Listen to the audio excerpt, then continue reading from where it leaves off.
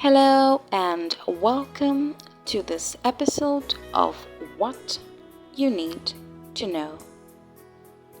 On this episode, we look at what you need to know about autism. To help us look at this topic, we are joined by Mr. Charles M. Shacholi, a mental health specialist. Before we begin, it is important to note that the information shared on this platform about the different medical conditions that we are going to look at in this series is a general overview. It is basically what you need to know about these medical conditions so that you're able to make informed decisions regarding your health. That being said, here is what you need to know about autism with Mr. Shacholi.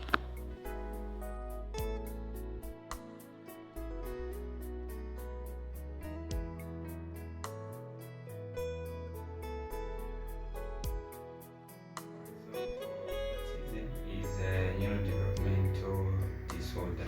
So that means that it's not a condition that somebody is going to acquire, like where you get to have an infection, but it's something that is visible as somebody is developing, and it's going to affect areas of an individual's communication, behavior, and sensory processing.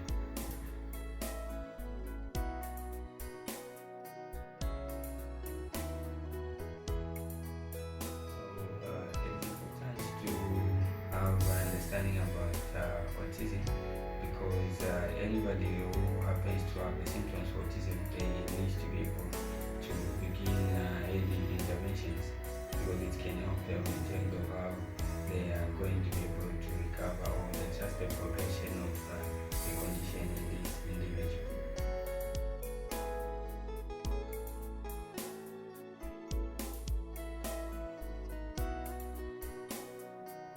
For parents to be able to see or take note of some symptoms in their kids, it means when a child has developed to ages where we expect them to do specific things like communication, because it's one of the areas that the child is going to have issues with as they are developing. So areas that are affected mostly are communication, social interaction difficulties, and also that you see there will be restricted or repeated behaviors in a child. For example, hand flapping, or maybe the child hitting their heads to an object and things like that. So those are most common categories of things that we want to look at.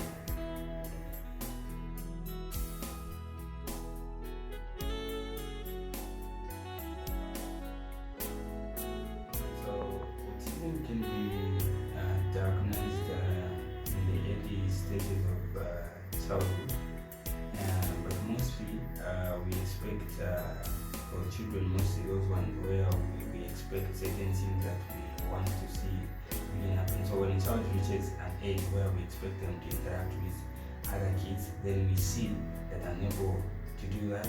Well, at the stage where we expect a child maybe to be able to do certain things and then they're unable to do, for example, certain things in terms of behavior, things that we want them to do and then they're unable to do, maybe isolating themselves or they repeatedly do certain behaviors, or sometimes others can even become aggressive towards their friends, or they don't want to interact with their friends, they are socially withdrawn. So mostly in the early ages, maybe we would say parents can begin to notice certain behaviors. In some at least some of them, at least when they are above 2 years old, going upwards.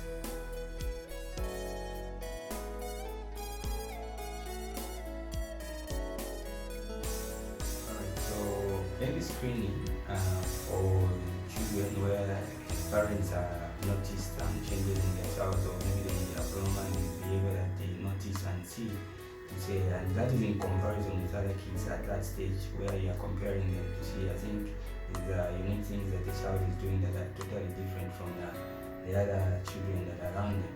So it is important to have early intervention because it's going to help them understand what they need to do, and also interventions that are necessary that can also be able to help the child to be able to recover well in terms of their functionality, to improve the functionality of the child. So early intervention is important to be able to initiate it, and they can see specialized people in the field. Some of them listed people who have done specializations in mental health, or even a psychologist, or even a psychiatrist, or even maybe a mental health nurse. Those are examples of people that can be able to scrutinize and diagnose for autism.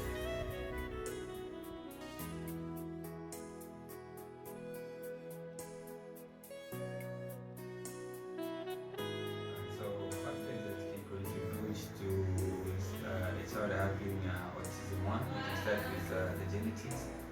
So genetics can contribute in such a way that if in a family there's a history of autism, that can predispose the child to have autism or specific genetic conditions such as fragile X. And then also we can talk about neurobiological factors. They can also contribute, and in such a way that in the developmental stages of the child, if there are disturbances in the development of the brain, that also can result into a possibility of the child developing autism. And also we can talk about specific conditions or factors around the parents, such as the parental age of the mother or even the father, that can also contribute to the risk factor. And also we can talk about conditions that can happen to the mother whilst they're pregnant, such as infections. Maybe a mother has got infection such as rabies or other conditions that also can affect the development of the child is born. So those are some of the contributing factors.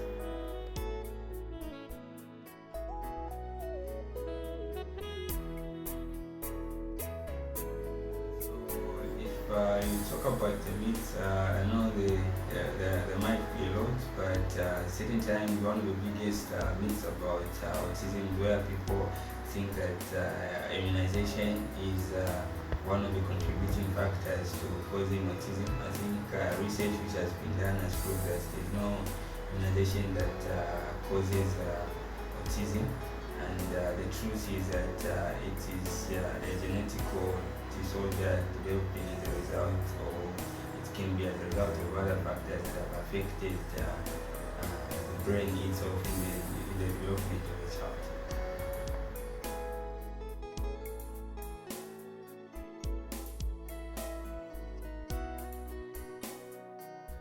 Right, so any intervention is important because it will help in the progression in terms of how we can help to improve the condition of the child and their functionality. The condition might not go away, but we can help them in terms of how they can function well. The interventions that are there in terms of helping the child, they can be categorized where we say talk about psychological or behavioral interventions. So these are meant to be able to improve the functionality of the child on the aspect of their behavior. And then also on educational aspect, it means we can give a recommendation of the child going to a special school where they might need attentive and teachers that are specialized in special education to help them through.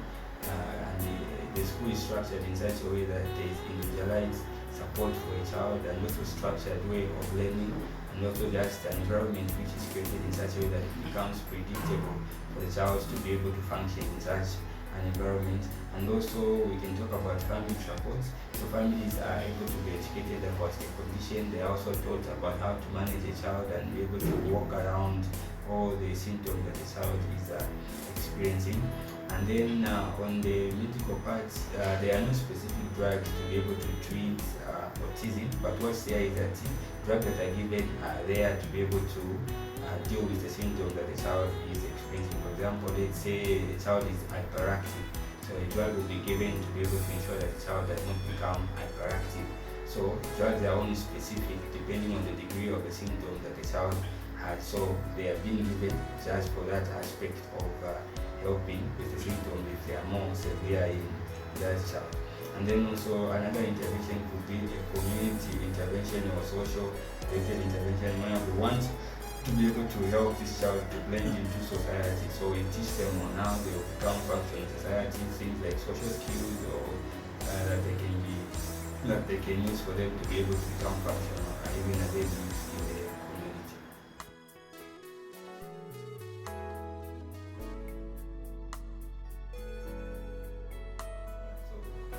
Challenges that autistic people might face, some of them like can begin with is on the aspect of communication.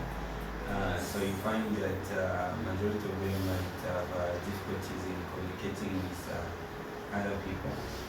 And then the other thing also that you can see is social isolation. You find that autistic children might want to spend most of their time alone and doing activities on their own. Other people can also have challenges in terms of the behavior, in terms of them trying to do or maybe repeating certain things that they want to do. So people that are around them, if they would want to support them, it means that individuals that are closer to them needs to have, first of all, a very good understanding about the condition for them to be able to understand. Because when they understand, it will become very easy for them to be able to relate, and they'll be able to pick and understand the symptoms to say this, what the person is doing is just as a result of the condition itself. It means when they have the understanding, then they will learn. And also what they need for them to have good support, they also have to be trained by people who are specialized to teach them to be able to know how to relate and how to identify, so that when they're interacting with these people in terms of engaging with, they don't escalate the situation where maybe the child might become aggressive or maybe short-tempered. So it means they need to learn more about this condition. Even the people in the community, they need to learn more and then learn the skills on how they can interact and communicate to these people.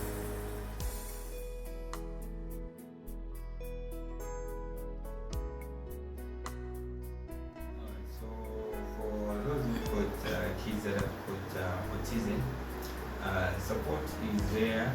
If you walk into majority of big hospitals where they have people that specialize either in pediatrics and also those who are specialized in psychiatry, and also on the educational support. Apart from that psychiatry, even people have done psychology, and then on the educational support, you can also say schools where they've got special education. It means teachers who are in that category can give support in that area of the child getting an education, and also people that would want to also to be able to be helped.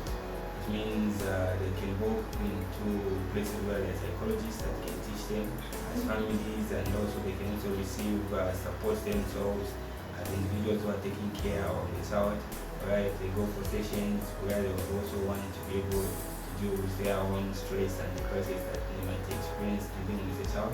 Means that is also another place. So I think even social welfare is also an area which also can give support to that child. Maybe in the social aspect, they can enlist money so that can receive support from government. And also the way of hope for each one of them is that there's a lot of resource that is there available. What is important is for each individual who has a child who looks with having this condition to be able to reach out so they can understand all the avenues that are available for them. And also early intervention is important because others with this condition, it can escalate into other things or a child even becoming aggressive. So before we get to that place, it means management and evaluation is important by somebody specialized to be able to help you so that the child can become more functional. Thank you for having joined us on this episode of What You Need to Know, on which we were looking at what you need to know about autism. If you have any questions, be sure to leave them in the comments or send us an email to the address on your screen. Until next time, take care of yourselves and take care of each other, because we do care about you. Goodbye.